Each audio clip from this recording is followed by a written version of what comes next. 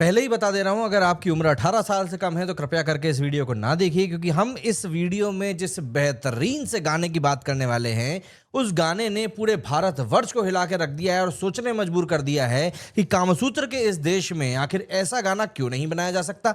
और देखिए, इसमें कोई गलत बात नहीं है। जब आपके दिमाग में विकृति भरी होगी तो फिर बाहर तो वही चीज निकल कर आएगी। ये जो महोदय है, इनका नाम है रकीब आलम। ये इस गाने के लिरिसिस्ट हैं, जिसके वर्ड मैं आपको बताता हूं। इस गाने के बोल कुछ यूं है: नीचे एक बूंद ना गिरे, खाली करके निकाले, मुझ पे ना गिराना, नहीं, हाँ, मुझ पे ना गिराना, मुझे लगता है डर, भेद खुल जाए ना, संभल के जाना घर, चूसेगा या चाटेगा, जो करेगा कर। मतलब यहां पर आइसक्रीम मुंह में डालने की बात नहीं हो रही है, मैं पहले आपको बता दूं। बाकी आप अपनी कल्पना की शक्तियों का इस्तेमाल करके पता लगा सकते हैं कि यहां पर जो लिरिसिस्ट है वो किस तरफ इशारा करना चाह रहा है। अगर मैं आपको बताऊं तो इस मूवी का नाम है केडी द डेविल, एक और पैन इंडिया मूवी है। इस मूवी को डायरेक्ट किया है प्रेम ने। इस गाने को गाने वाली है सत्यवती राठौड़। लिरिसिस्ट का मैंने आपको नाम बताया रकीब आलम। एंड म्यूजिक यहां पर दिया है अर्जुन जन्य ने। मैं मतलब इन लोगों के परिवार वालों से जानना चाहता हूं। इनमें से किसी ना किसी के तो माता पिता होंगे ही, कुछ की धर्मपत्नी भी होगी, कुछ के बच्चे भी होंगे। तो मैं इन लोगों से जानना चाहता हूं कि जब इस तरह का गाना, जिसके बोल कुछ यूं हैं: नीचे एक बूंद ना गिरे, खाली करके निकाल, चूसेगा या चाटेगा, जो करेगा कर, इस तरह के गाने लिख के, गा के, डायरेक्ट करके जब ये लोग अपने घर जाते हैं तो कितना गर्व महसूस होता होगा इन लोगों को अपने घरों वालों के सामने जाने में। और इनके घर वाले तो मतलब इनकी पीठ थपथपा के रुकते नहीं होंगे साहब, कि मतलब तुम भारतवर्ष को एक नई तरह की सभ्यता को इंट्रोड्यूस कराने में कितना बड़ा काम कर रहे हो। मतलब बेशर्मी की वैसे तो हद होती है, लेकिन जब व्यक्ति अपनी शर्म को बेच खाए तब फिर इसी तरह के गाने निकल कर आते हैं। यानी यहां पर कोई एक कसूरवार नहीं है। यहां पर कोई एक कसूरवार नहीं है, क्योंकि यहां पर कोई भी इनोसेंट नहीं है। दोस्तों, ये सिर्फ एक गाना नहीं है, बल्कि ये एक चेतावनी है, एक वार्निंग है। चेतावनी इस बात की कि इंडियन सिनेमा आखिर किस डायरेक्शन में जा रहा है। अभी हम लोग धुरंधर को लेकर छाती पीट रहे थे कि साहब क्या तो मूवी बना दी आदित्य धर ने, लेकिन फिर बॉलीवुड हमको अपनी औकात दिखाने में बिल्कुल भी चूकता नहीं है। समय समय पर अपनी औकात दिखाता रहता है और हमें याद दिलाता रहता है कि भाई, अगर तुमने हमें ज्यादा सराखों पर बिठाने की कोशिश करी तो हम तुमको इतना घटिया चीज फेंक कर मारेंगे कि सीधे मुंह के बल तुम जमीन पे गिरोगे। मतलब अगर मैं गलत हूं तो आप बताइए। एंड सच कहूं, डायरेक्शन जो है ना, जिस डायरेक्शन में ये बॉलीवुड जा रहा है वो बहुत डेंजरस है। आज का सवाल सीधा है कि क्या इंडिया में सेंसर सिस्टम सिर्फ नाम का रह गया है, या फिर हमें ऑफिशियली डिसाइड करने की अब जरूरत है कि जो बिकता है वही देखेंगे, चाहे वो कितना ही वल्गर, कितना ही गिरा हुआ क्यों ना हो। एक तरफ तो ये लोग भोजपुरी गानों की बुराई करते रहते हैं और दूसरी तरफ खुद देखिए यहां पर क्या चीजें परोस रहे हैं। अभी कुछ दिनों पहले मैं श्रेया घोषाल का एक इंटरव्यू सुन रहा था। उसमें उन्होंने कहा था कि जो पंजाबी गाने हैं वो बड़े ही खराब रहते हैं और बड़े ही वल्गर तरीके से बनाए जाते हैं। बॉलीवुड ने कहा, अरे वेट करो जी, अभी हम आपको एक देते हैं हमारी तरफ से बनाया हुआ। दोस्तों, 14 मार्च को एक गाना रिलीज होता है, सर के चुनर तेरी सर के। सर के जो सर से धीरे धीरे वाला गाना नहीं, ये दूसरा है ना। एक मास आइटम नंबर है। ऑब्वियस सी बात है, चेहरा इसमें नोरा फतेही का है, तो आप समझ सकते हैं डांस मूव जो हैं पूरे शरीर के हर एक अंग को हिलाने वाले हैं। साथ में संजय दत्त, जो कि अपनी 60 की उम्र के पड़ाव को पार करने के बाद में एक नए अवतार में ही नजर आते हैं। अब सबसे बड़ी बात आप देखिए, जैसे ही गाना आता है इंटरनेट फट जाता है। लोग इसलिए नहीं देखते इस गाने को जाकर कि यार वाकई में क्या ही गाना बना दिया है। लोगों का इसको लेकर कहना था कि ये सिर्फ वल्गर नहीं है, बल्कि एक नए किस्म की गिरी हुई सोच का नतीजा है जो इस समय हम लोग देख रहे हैं। जी हाँ, नए किस्म की गिरी हुई हरकत। क्रिटिक्स बोल रहे हैं कि ये गाना सिर्फ ऑब्जेक्टिफिकेशन नहीं कर रहा है, बल्कि ये रेप कल्चर को भी नॉर्मलाइज करने का काम कर रहा है। एंड जब ऐसे एलिगेशंस उठते हैं तो बात सिर्फ एक गाने तक लिमिटेड नहीं रह जाती, बल्कि बात सीधे सोसाइटी तक पहुंचती है। अब यहां पर एक और ट्विस्ट आता है। गाने के लिरिसिस्ट का नाम आता है साहब राकीब आलम, लेकिन उनका कहना क्या है? उनका कहना है कि साहब ये गाना मैंने लिखा ही नहीं। तो क्रेडिट में जब आपका नाम डल रहा था तब क्या आप पानीपुरी के मटके पे खड़े होकर पानी खा रहे थे या पी रहे थे या पानीपुरी खिला रहे थे? बंदे का क्लेम है कि ओरिजिनल गाना कन्नड़ में था और डायरेक्टर प्रेम ने लिखा था। उन्होंने सिर्फ ट्रांसलेशन किया है। वाह यार, मतलब खड़े होकर आपके लिए आपके गाल पे ताली बजाने का मन कर रहा है, लेकिन हम नहीं बजाएंगे। मतलब ट्रांसलेशन करते वक्त ही दिमाग नहीं चला था क्या कि ये जो गाना है ये ऑलरेडी काफी भद्दा हो चुका है?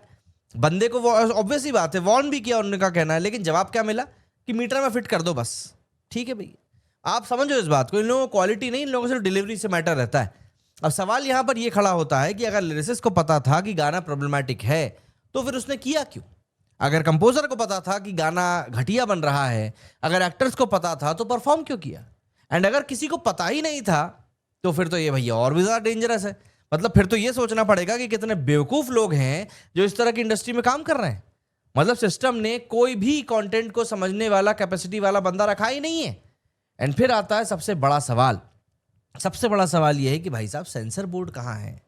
क्या इंडिया में कोई सेंसर सिस्टम एग्जिस्ट करता है, या सिर्फ सिलेक्टिव सेंसरशिप ही होती है? जब सीरियस फिल्में आती हैं तो उनको महीनों तक रोका जाता है, डिबेट होती है, कट्स लगाए जाते हैं, लेकिन जब बात आती है ऐसे गाने की जो ओपनली सेक्सुअल इमेजरी पर डबल मीनिंग से भरा हुआ बोल अपने सामने लाकर रखे, तो सिस्टम साइलेंट मोड में चला जाता है। कहीं ऐसा तो नहीं कि ये जो सेंसर करने वाले खुद ही मजे लेने लगते हो? और यहाँ पर एक टेक्निकल लूपहोल भी है। यूट्यूब पर, सोशल मीडिया पर जो कंटेंट रिलीज होता है वो डायरेक्टली सीबीएफसी के कंट्रोल में नहीं होता। मतलब अगर कोई गाना ऑनलाइन वायरल हो रहा है तो उस पर प्रैक्टिकली कोई इमीडिएट सेंसरशिप नहीं है। एंड यहीं पर सबसे बड़ी प्रॉब्लम आ जाती है, क्योंकि आज का कंजम्पशन पैटर्न क्या है जानते हैं? सिनेमा हॉल से ज़्यादा रीच सोशल मीडिया का है। ऐसे में रियल कंसर्न आपको बताता हूँ, ये गाने का ऑडियंस जानते हैं कौन है? आपको लगता होगा सिर्फ एडल्ट सुनेंगे, लेकिन ऐसा नहीं है। 6 साल का बच्चा भी ये गाना सुन रहा है, 15 साल का टीनेजर भी ये गाना सुन रहा है। एंड जब वो इन लिरिक्स को सुनता है तो वो सिर्फ एंटरटेन नहीं होता, बल्कि वो कंडीशनिंग भी करता है अपने दिमाग की। रिपीटेड एक्सपोजर क्या करता है? चीज़ों को नॉर्मलाइज करने का काम करता है। एंड जब नॉर्मलाइजेशन चीज़ों का होता है तो फिर परसेप्शन चीज़ों का चेंज होने लगता है। एंड जब परसेप्शन चेंज होता है तो फिर बिहेवियर भी चेंज होता है। इसीलिए बार बार ये बात कही जाती है कि मीडिया सिर्फ रिफ्लेक्ट नहीं करता है, बल्कि मीडिया माइंड शेपिंग का भी काम करता है। लेकिन हम आज क्या कर रहे हैं?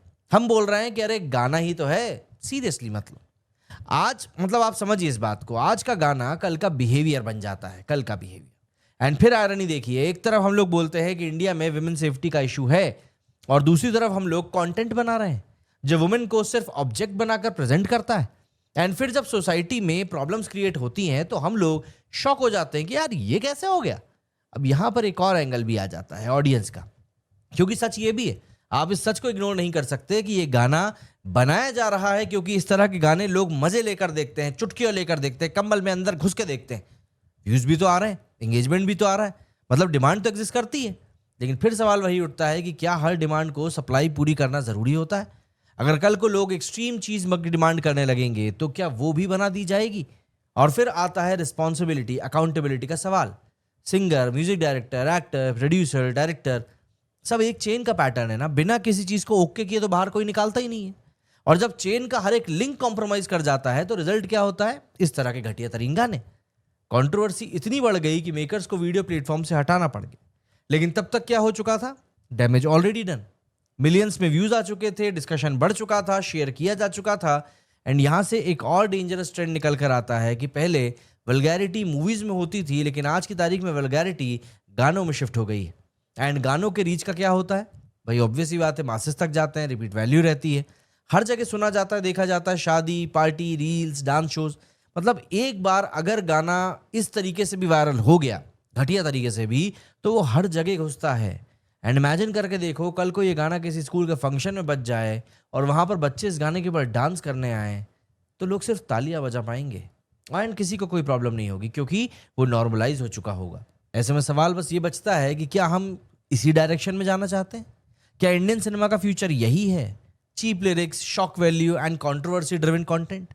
एंड सबसे बड़ा सवाल कि क्या पैसा इतना इंपॉर्टेंट हो गया है कि आप अपने एथिक्स को, अपने ईमान को भी बेचने को तैयार हो जाते हो? क्या क्रिएटर्स को फर्क ही नहीं पड़ता कि वो क्या बना रहे हैं, या फिर उन्हें पता है कि वो कंट्रोवर्सी ही मार्केटिंग के तौर पर इस्तेमाल कर रहे हैं? ये सिर्फ एक गाने का इशू नहीं है दोस्तों, ये एक पैटर्न है। और अगर इस पैटर्न को अभी नहीं समझ पाए तो कल ये और भी ज़्यादा एक्सट्रीम हमको दिखाई पड़ेगा। इसीलिए बात सिंपल है, या तो हम बोलेंगे चलता है, या फिर हम बोलेंगे कि बस अब हो गया। क्योंकि आज अगर हमने लाइन ड्रॉ नहीं करी तो कल कोई लाइन नहीं बचेगी, कोई लाइन नहीं। मैं आपसे बस लास्ट में एक सवाल पूछता हूँ एंड ऑनेस्टली आंसर दीजिएगा, क्या ऐसे गाने सिर्फ एंटरटेनमेंट हैं या फिर ये सोसाइटी को क्वाइटली डैमेज कर रहे हैं? कमेंट में अपने जवाब जरूर बताइएगा, क्योंकि ये डिबेट रुकनी नहीं चाहिए, ये ज़रूरी है।